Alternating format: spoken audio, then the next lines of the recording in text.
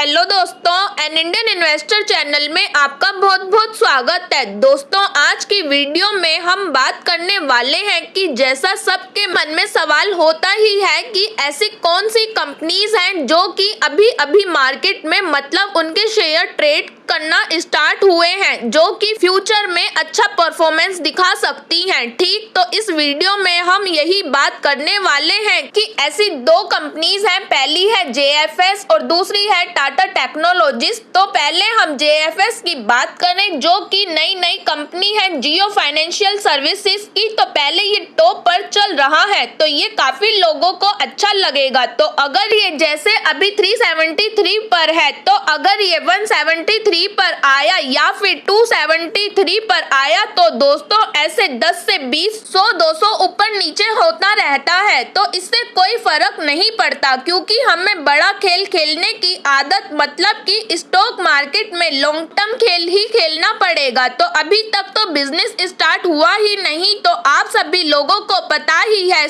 जो कुछ भी यहाँ पर चल रहा है, ठीक, तो वो भविष्य में अच्छा कर सकता है। कि बोलते हैं ना, जैसे कि इसमें कोई काबिलियत है कि ये कर सकता है। तो अभी यहाँ पर मैं एक रफली एग्जांपल देना चाहूंगी कि मान लेते हैं किसी के अभी अच्छे मार्क्स आए 90 प्लस, तो ऐसा बोल सकते हैं कि इसने स्कूल में अच्छा किया है, तो ये आगे भी लाइफ में अच्छा कर सकता है। दैट्स से कि इसमें वो काबिलियत है। या जैसे बोलते भी हैं दोस्तों कि ये 10th में 90 प्लस मार्क्स लाया है, 12th में भी अच्छे लाएगा। मतलब यानी कि आगे आने वाले टाइम में पोटेंशियल तो है कि एटलीस्ट इतना तो ये डिसिप्लिन है, इसीलिए तो इतनी परसेंटेज आए।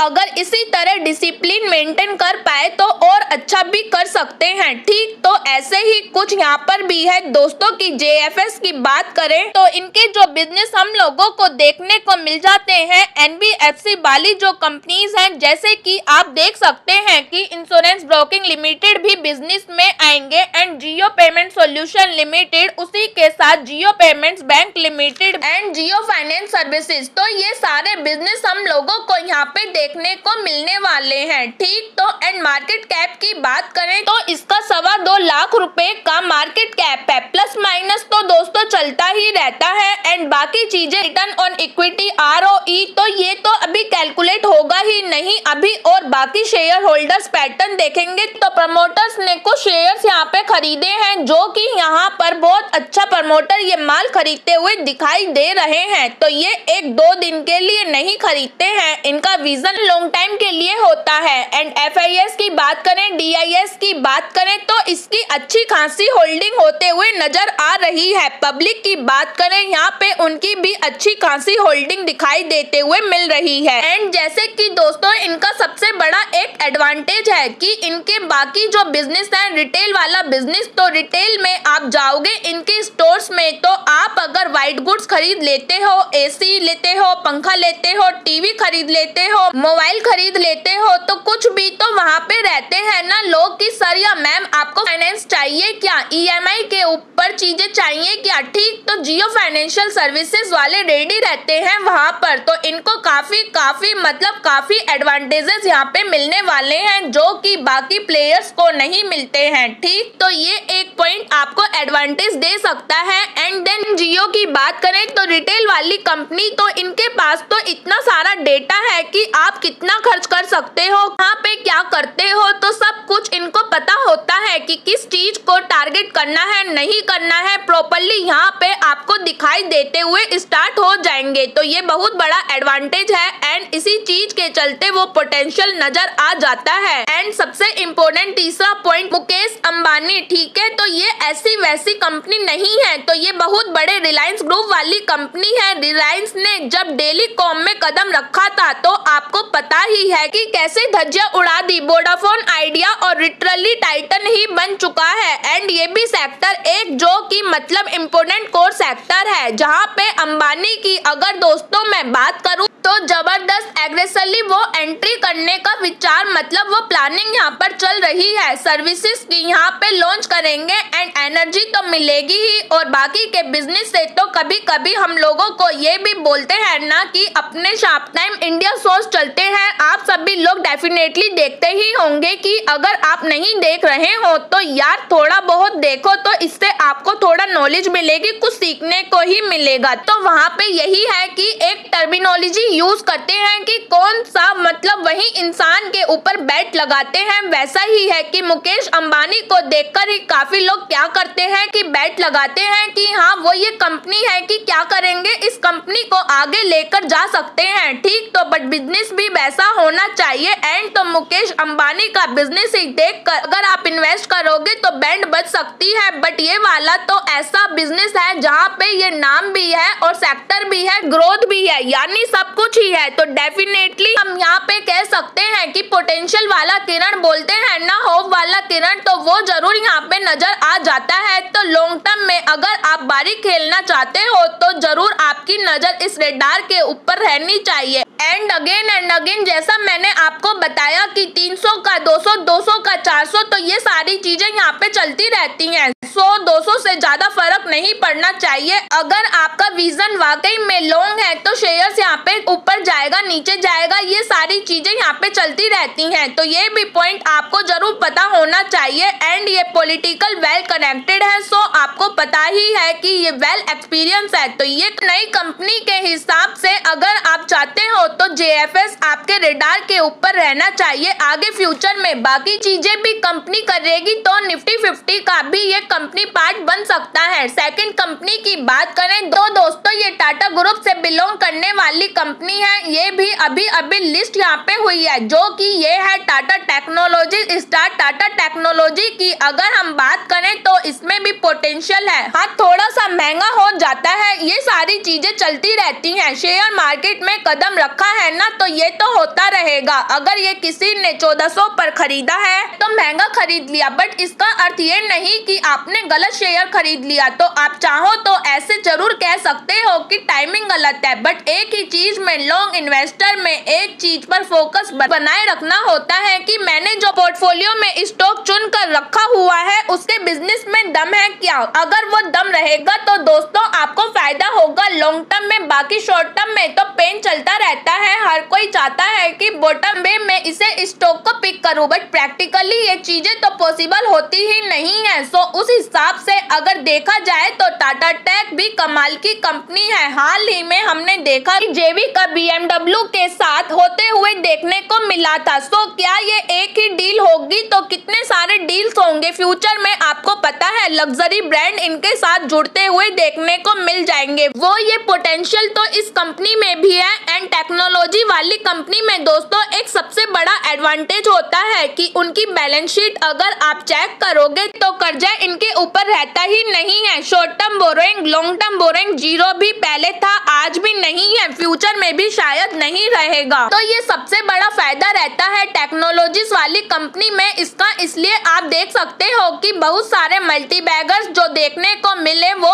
हम लोगों को देखने को मिल जाते हैं, जहाँ पे आप लोगों को बोनस, स्प्लिट और डिविडेंड देखने को मिल जाते हैं। सो इस हिसाब से चाहो तो टाटा टेक को भी आप अपने रेडार के ऊपर रख सकते हो। तो जो सवाल आपके मन में होगा दोस्तों कि जो अभी लिस्ट मार्केट में हुए हैं तो उस हिसाब से जियो फाइनेंस, रिसेंट और टाटा टेक्नोलॉजी ये दोनों दमदार कंपनीज हम लोगों को देखने को मिल जाती हैं। देखिए तो कंपनीज खुली तो आज नहीं तो कल ओवर वैल्यूड हो जाएंगी, फिर ऊपर से करेक्ट और कंसोलिडेशन रहेगा, फिर भागेंगी, तो ये ड्रामा तो यहाँ पर चलता रहेगा। सो अगेन कहना चाहूंगी कि इन सारी चीजों को प्रॉपर्ली आपको स्टडी करना चाहिए एंड अगेन डिसीजन लेना चाहिए। सो वीडियो हेल्पफुल लगा हो तो वीडियो को लाइक एंड चैनल को सब्सक्राइब जरूर करें, साथ ही दोस्तों कमेंट करें। अगर आपका कोई भी डाउट रहेगा तो वीडियो के जरिए मैं आपका डाउट क्लियर करने की कोशिश करूंगी। सो मिलते हैं दोस्तों नेक्स्ट वीडियो के साथ, तब तक के लिए बाय बाय दोस्तों।